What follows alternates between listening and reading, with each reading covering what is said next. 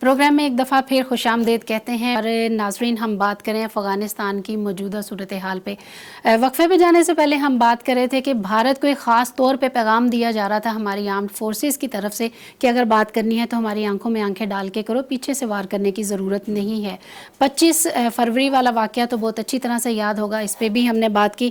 افغانستان میں جو امن ہے اور خطے کی جو معاشی خوشحالی ہے ناظرین، اس کو صحیح راہ پہ گامزن کرنے کے لیے افغانستان میں امن بہت ضروری ہے۔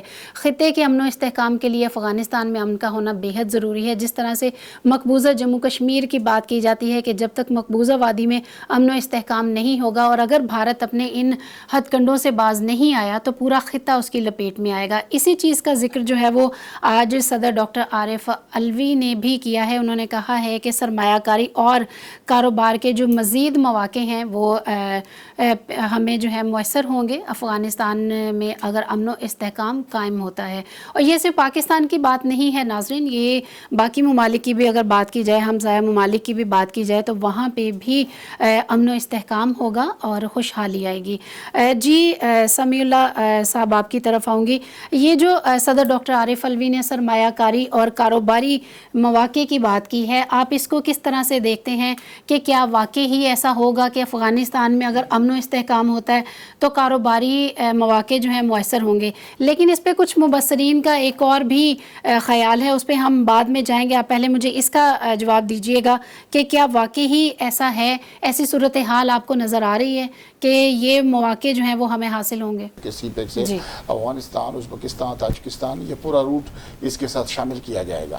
اگر یہ ساری شامل ہوتے ہیں تو اس میں کوئی شک نہیں ہے کہ پاکستان کے اوپر، پاکستان کے آگے اس میں کافی بہتر فرق پڑے گا۔ جی عمران آپ کی طرف آؤں گی۔ جیسا کہ آپ نے دیکھا کہ طالبان نے حکومت جو ہے سنبھال لی ہے اور طالبان بہت زیادہ یقین دہانی کروانے کی کوشش بھی کر رہے ہیں کہ حکومت جو ہے وہ اگر طالبان کرتے ہیں تو بہت اچھے طریقے سے کریں گے اور کسی بھی ملک کو ان کی طرف سے کوئی نقصان جو ہے وہ نہیں ہوگا۔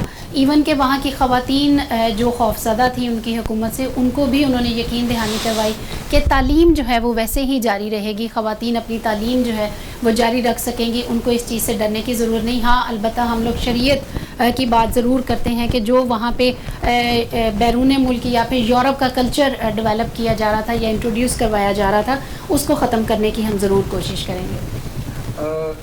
جیسا کہ ہم ابھی دیکھ رہے ہیں کرنٹلی جو رجیم ہے طالبان کی، جنہوں نے ابھی آ کے گورنمنٹ سنبھالی ہے، جی وہ بڑے ریفارمڈ قسم کے طالبان جو ہے ہمیں لگ رہے ہیں کہ ابھی تک اس سے پہلے ہمارا جو جنرلی اوور آل جو ہے جی تمام انٹرنیشنلی ان کا ایک جو بنا ہوا تھا کہ وہ ٹی وی پہ پابندی لگاتے ہیں، وہ لڑکیوں کی تعلیم پہ پابندی لگاتے ہیں، وہ پردے پہ بڑی سختی کرتے ہیں جی، وہ سزائیں سر عام دیتے ہیں اور وہ خلاف ہیں ہر چیز کے جو کہ ماڈرنزم یا اس کسی بھی کرائم میں اس کو کہا جا سکتا ہے کہ وہ جدید دور کی چیز ہے، تو وہ ان کے خلاف تصور کیے جاتے تھے جی۔ اب ہم نے دیکھا ہے کہ 20 سال کے بعد جب انہوں نے ری گین کی ہے پاور تو وہ بڑے ریفارم ہو کے واپس آئے ہیں، وہ تعلیم کے حق میں ہیں۔ انہوں نے یہ ریئلائز کر لیا ہے کہ خواتین جو ہیں وہ آبادی کا ایک بڑا حصہ ہیں اور جب تک وہ کام نہیں کریں گی، وہ پڑھیں گی نہیں، تو یہ ملک کی اسٹیبلٹی اور ترقی جو ہے اس وقت تک ممکن نہیں ہے جب تک خواتین جو ہیں وہ اس کا حصہ نہیں ہوگا۔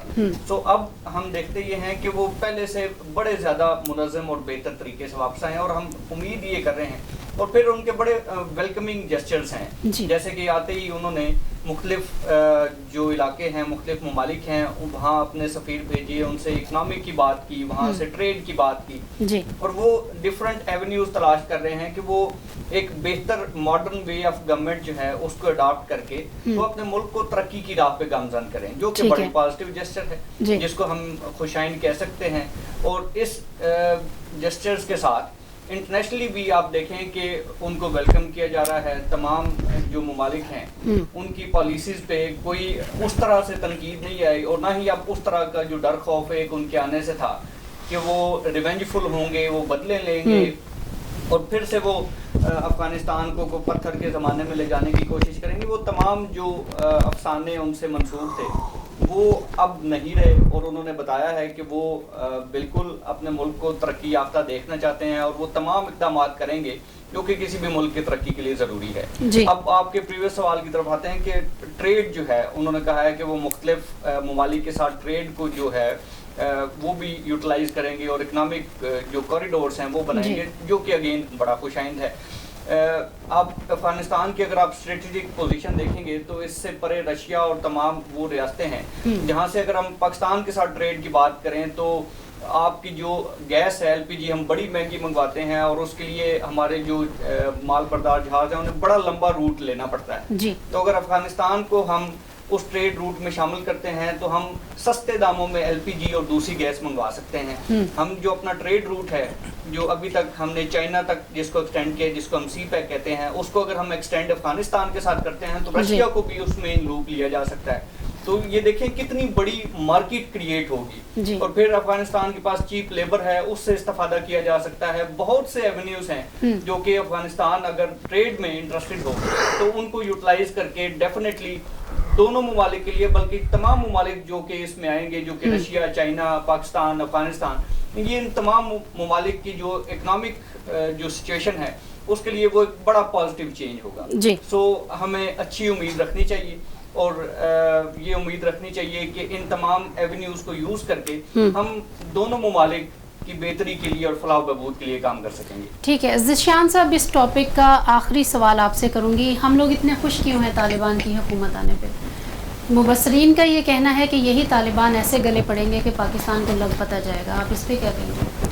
جی، طالبان کا یہ جو میرے خیال میں تو یہ ایک سمجھے کہ جو ہمارے دشمن ہیں انہی کا یہ پوائنٹ ہے، ورنہ جو پچھلی گورنمنٹ غنی گورنمنٹ تھی اس نے ہمیں کیا دیا؟ آپ کے سامنے اس کے پیچھے جو کرزئی گورنمنٹ تھی اس نے ہمیں کیا دیا؟ ہماری تو سب سے زیادہ دہشت گردی انہی ادوار میں ہوئی تھی. ابھی تو بلکہ میں کہتا ہوں یہ ایک سیٹ بیک ہے، ایک چینج ہے جس کو ہمیں آزمانا چاہیے. اور طالبان تو بلکہ ہمیں لوپ لے رہے ہیں ہر پروجیکٹ میں، ہر چیز میں، ایون کہ جہاں پہ ان کو پرابلمز آ رہی ہیں، بہت سا ڈیفینس اکوپمنٹ ان کے پاس آیا ہے جو وہ سمجھے کہ اس کو آپریٹ بھی نہیں کر پا رہے، ایون کہ اس سے وہ ہم سے سپورٹ مانگ رہے ہیں. تو طالبان کا تو اوور آل جو سمجھے کہ سوشل میڈیا کا دور ہے، جو 90s کے طالبان تھے وہ تو ایک سنگل کیمرے والے طالبان تھے. افغانستان میں وہ بھی شاید کہیں جاتا تھا یا کوئی ہوتا بھی تھا تو سرکاری چینل ہوتے تھے. آج کل سوشل میڈیا کا دور ہے، ہر پاکٹ میں کیمرہ ہے، ہر پاکٹ میں مائک ہے. تو اس کو دیکھتے ہوئے میرے خیال میں طالبان ابھی ویسے طالبان نہیں ہیں. ابھی طالبان ایک میچور طالبان ہو کے آئے ہیں. ابھی انہوں نے دنیا کو دکھانا ہے کہ ہم ٹریڈ ہوگی تو ملک ترقی کرے گا. ملک ترقی ہوگا تو افغانستان کے لوگ جن جن ملکوں میں جن مائگریشن کر کے بیٹھے ہوئے ہیں، IDPs اور جس طرح بھی ہے، وہ سمجھے کہ واپس اپنے ملک کی طرف تبھی آئیں گے، خوشحالی آئے گی. خوشحالی تبھی آئے گی، افغان گورنمنٹ پہ ٹرسٹ جائے گا. ٹرسٹ اسی صورت میں جائے گا وہ اپنے نیبرز کو سیریس لیں گے. تو پاکستان اس میں ایک بہت بڑی مارکیٹ ہے. ان کا تو ایون کہ ان کا تو نہ کوئی سی پورٹ بھی نہیں ہے، وہ بھی پاکستان اس میں ان کو سپورٹ کر رہا ہے. تو فیوچر میں بھی پاکستان ان کے ساتھ چلنے کا پلان ہے. ابھی بھی افغانستان ہمیں ایزی نہیں لے رہا، بلکہ افغانستان خصوصی جو طالبان گورنمنٹ ہے یہ اس میں ہمیں اس لیول پر سیریس لے رہے ہیں کہ پاکستان سے مشکل لے کے چلا جائے، کیونکہ وہ بالکل ایک زیرو ہو گیا ہے. پاکستان آپ کے سامنے ہے 47 سے بے شک پرابلمز سے گزرتے اسٹل 2021 میں کوئی اس لیول کی ہم نے ترقی نہیں کی، لیکن ابھی بھی افغانستان کے معاملے میں ہم بہت سی چیزوں میں گائیڈ کر سکتے ہیں. اس ٹریڈنگ میں انشاءاللہ افغانستان کی یہ جو گورنمنٹ ہے یہ ہم پہ ٹرسٹ کر رہی ہے، نہ کہ انہوں نے انڈیا پہ ٹرسٹ کیا ہے. جو پچھلی گورنمنٹس تھیں انہوں نے انڈیا پہ ٹرسٹ کیا، اور انڈیا نے ٹوٹلی انویسٹمنٹ وہ اینٹی پاکستان دی تھی. ان کا کوئی پاکستان کوئی ان کے ساتھ لنک نہیں ہے. جیسے میرے بھائی برکی صاحب نے کہا ہے، بالکل ہمارا ان کے ساتھ کلمے کا ریلیشن ہے. تو وہ جو افغانستان ہے ان کے ساتھ ہماری میچنگ ہے.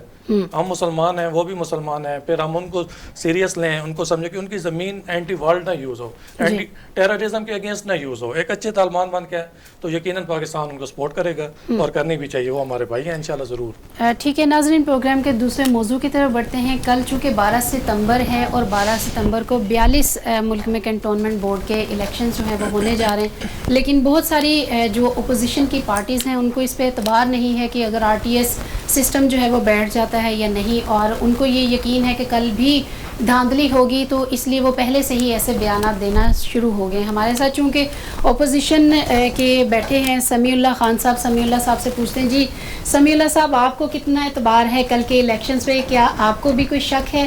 پہلے ہی آپ لوگ اس چیز کا شور مچانا شروع کر دیا آپ لوگوں نے کہ RTS سسٹم اگر نہ بیٹھا تو پھر ہم کامیاب ہوں گے، ادروائز نہیں ہوں گے. دیکھیں بات یہ ہے کہ ہم نے تو خالی یہ کہا کہ جو پچھلی الیکشنیں گزرے ہیں ان کو مد نظر رکھتے ہوئے ٹھیک ہے ہم نے کہا کہ اگر سسٹم بند نہ ہو جائے، اگر وہاں سے جو سٹاف ہے وہ غائب نہ ہو جائے، وہ سٹاف اغوا نہ ہو جائے، ان کے موبائل نہ چھینے جائیں، جی تو پھر تو رزلٹ آپ کے سامنے ہی ہے۔ ٹھیک ہے، جہاں پہ پاکستان میں اس وقت حکومت کی کوئی 1% کی کارکردگی دکھا دیں جو عوام سے وہ ووٹ مانگے کہ یہ ہم نے کام کیا اور اس پہ بدلے میں ہمیں ووٹ دے دیں، ٹھیک ہے، اگر اس کو مد نظر رکھتے ہوئے آپ دیکھیں گے تو جتنی بھی اپوزیشن جماعتیں ہیں وہ جہاں جہاں پہ بھی ہے، حکومتی وقت کے جتنے بھی نمائندگی جہاں جہاں سے بھی الیکشن ہوں گے، عوام نے ان کو ریجیکٹ کرنا ہے۔ ہاں، دوسری بات اس میں یہ ہے